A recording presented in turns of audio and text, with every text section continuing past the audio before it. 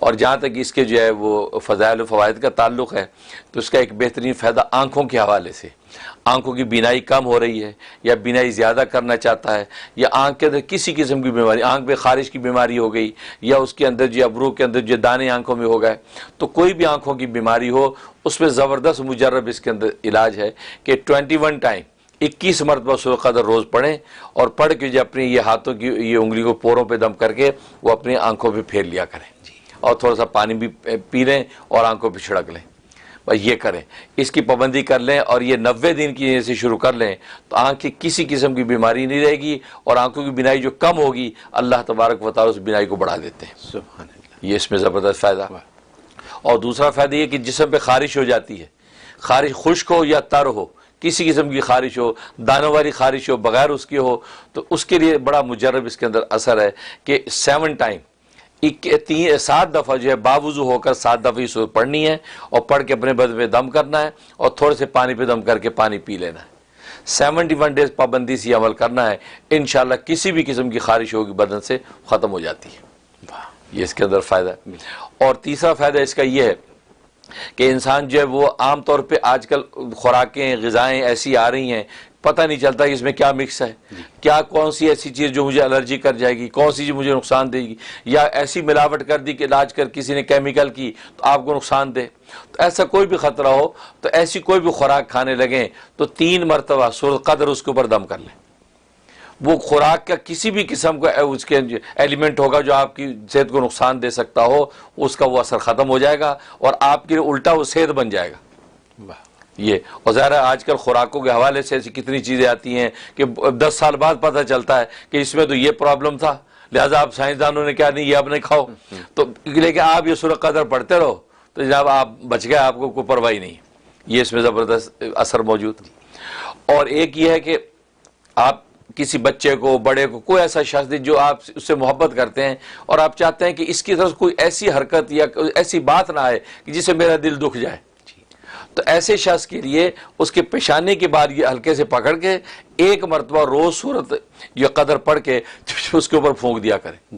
اس کی پابندی کریں، خاص طور پر اولادوں کے لیے، بچوں کے لیے والدین کریں کہ ان کے پیشانے کے بال پکڑ کے 1 مرتبہ زور پڑھ کے پھونک دیا کریں۔ بچوں کو اسکول بھیجتے ہیں تو ان کے پیشانے کے بال پکڑ کے 1 دفعہ پھونک دیں، تو کبھی بھی زندگی میں اس بچے کی طرف سے کوئی ایسی حرکت یا بات نہیں آئے گی جس کا آپ کا دل دکھے، بلکہ وہ بچہ آپ کی آنکھوں کی ٹھنڈک بنے گا۔ اور اگر بچہ بڑا ہو گیا ہو تو بڑا ہے تو اس کا اگر پکڑوا سکتا ہے بال تو ٹھیک ہے، اگر نہیں ضد کر رہا ہے تو پھر یہ کہ اس کے قریب پڑھ کے اس کے اوپر پھونک دیں، یا سویا ہوا ہے اس کے اوپر پھونک دیں۔ آپ کے پاس ہو ہی نہ بچہ، پھر تصور میں پھونکیں، پھر تصور میں جو اس کے ڈوم میں ہے، کالج میں ہے، تو تصور میں پڑھ کے اس کے اوپر پھونک دیں، یا اس کا کوئی امیجنیشن کر کے اس کی تصویر وغیرہ کے اوپر پھونک دیں۔ تو یہ جو ہے یہ اس انشاءاللہ وہ بچہ کبھی بھی آپ کو جو ہے دل نہیں دکھائے گا۔ تو کیا یہ میاں بیوی بھی ایک دوسرے کے لیے کر سکتے ہیں؟ بالکل کر سکتے ہیں، میاں بیوی کے لیے، بیوی میاں کے لیے کر سکتے ہیں، تاکہ دونوں میں آپس میں الفت محبت رہے، کسی کی بات سے کسی دوسرے کا دل نہ کٹے۔ یہ اس میں زبردست تاثیر ہے۔ اور ایک یہ ہے کہ آپ یہ چاہتے ہیں آپ کی دوستوں میں، خاندان میں، سوسائٹی میں ایک عزت ہو، عزت مرتبہ چاہتے ہیں، لوگ اگنور کرتے ہیں، آپ پریشان ہوتے ہیں، یا عزت ہے لیکن آپ چاہتے ہیں یہ قائم رہے اور بڑھتی رہے، تو روزانہ 3 مرتبہ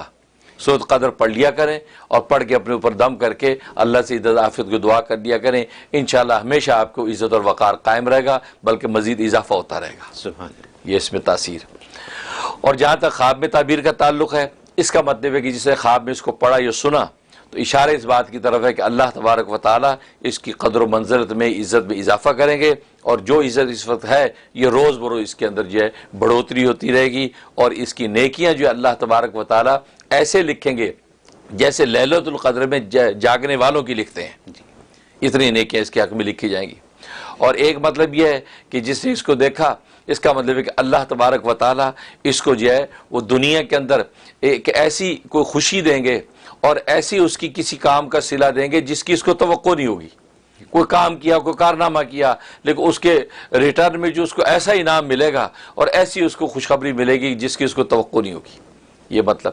اور ایک مطلب یہ ہے کہ قرآن کریم کے ساتھ اس کو خاص شغف اور تعلق پیدا ہوگا، قرآن کی تلاوت پڑھے گا یا تلاوت سنے گا، دونوں صورتوں میں اس کا دل جو ہے وہ اللہ تبارک و تعالیٰ کے قرب کی طرف ترقی کرے گا۔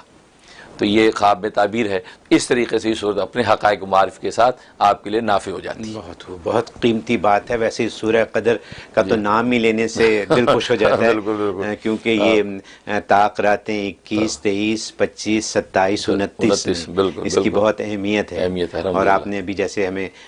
بتایا کہ یہ نوافل پڑھیں. رمضان آنے والا ہے، رمضان تو جاتا ہے تو بس آنے کی تیاری ہو جاتی ہے. تو رمضان آنے والا ہے، لوگ اس کو استعمال کر سکتے ہیں.